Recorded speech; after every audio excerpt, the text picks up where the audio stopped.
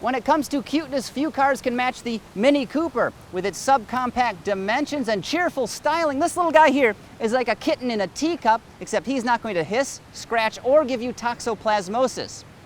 That's a disease you get from cats. But don't let its dust cover fool you. This history book is a real page-turner. You know, ever since the Mini was first introduced in the 1960s, these cars have been an absolute hoot and a half to drive. But has the company given up on this rich heritage? Well, we're here in beautiful Puerto Rico to put the 2014 hardtop model through its paces on the country's narrow, winding roads, and we may even see a chupacabra in the process. Just keep your eyes open. Chupacabra.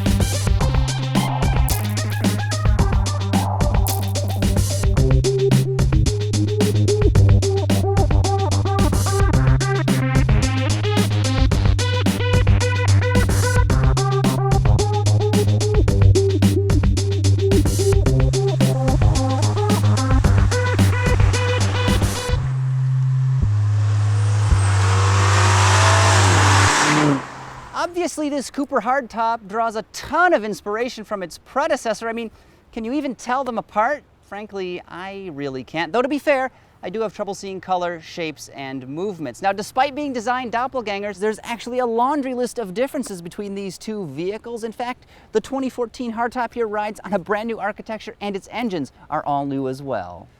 Right off the bat, this car is built on an all-new platform. Overall, it's 4.5 inches longer and features a wheelbase that's been stretched by 1.1 inches. Front and rear, the car's track has been increased, and so has the luggage space. Behind the back seat, it's grown to nearly 9 cubic feet. These dimensional enhancements are supposed to make the car more functional for cargo as well as more comfortable for passengers, although overall it feels a little bit disingenuous because this Mini ain't so mini anymore, and when you stand next to it, it seems noticeably larger. But putting the tape measure away, here are a few numbers I know you're going to be a lot more interested in. The 2014 hardtop's base engine is a 1.5-liter turbocharged 3-cylinder engine that pumps out 134 horsepower and 162 pound-feet of torque. Cooper S's are powered by a larger force-fed 2-liter 4-banger that cranks out a palpitation-inducing 189 horsepower with 207 units of twist. Additionally, there's a nifty overboost feature on both engines that briefly ups the torque output of them, giving you a few more pound-feet to play with. A 6-speed manual transmission is standard. An auto box with the same number of ratios is also available if you've totally given up on life.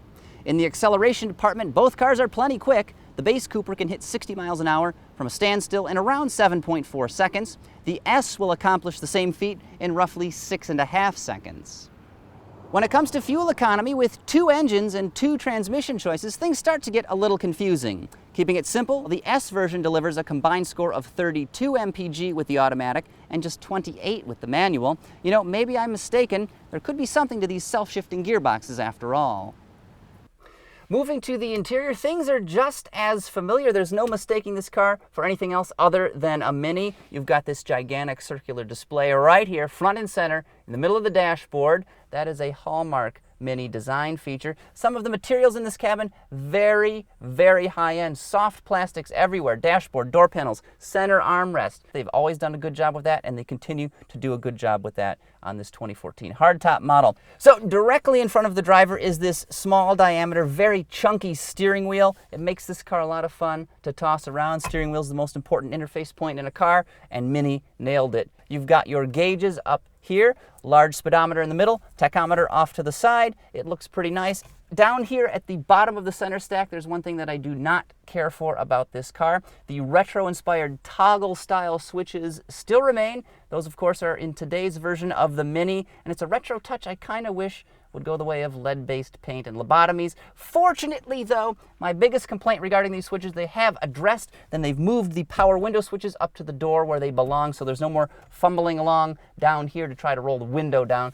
Now, the front seats in this car are very sporty. They're nicely bolstered, hold you in place when you're carving on those mountain roads. They're kind of like a hug from the Queen of England. They're authoritative, but also amicable at the same time. You know, I could be a Skeletor impersonator, and even these seats grip me pretty well. If you were a little bit bigger than me, they might be a touch narrow, but I think they fit quite nicely. All right, now we're talking. Driving the S model right now, throwing it around these curving, narrow mountain roads here outside San Juan, Puerto Rico. And this car, like other Minis, an absolute blast to drive. It just dives into corners with great enthusiasm. The handling really tight, body stays flat as you're going through those turns. This car is fun with a capital FU.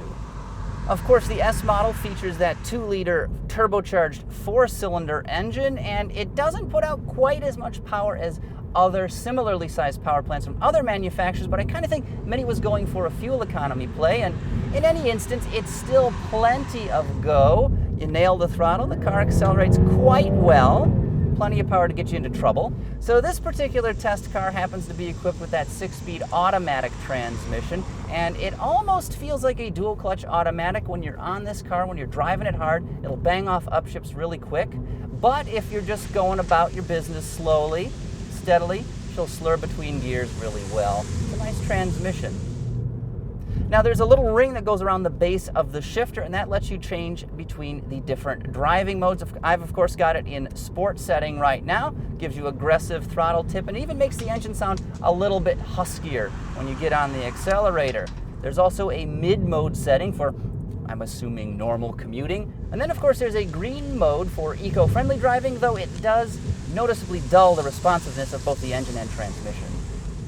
One other feature I gotta talk about is the heads-up display that this car is equipped with. Like we've seen on other cars, notably the 2014 Mazda 3, you've got your speed, a nice reminder right there in front of you on this little plastic display screen that pops up. And if you don't want it, if you find it distracting, just hit a button here, the bottom of the center stack tucks right away into the dashboard.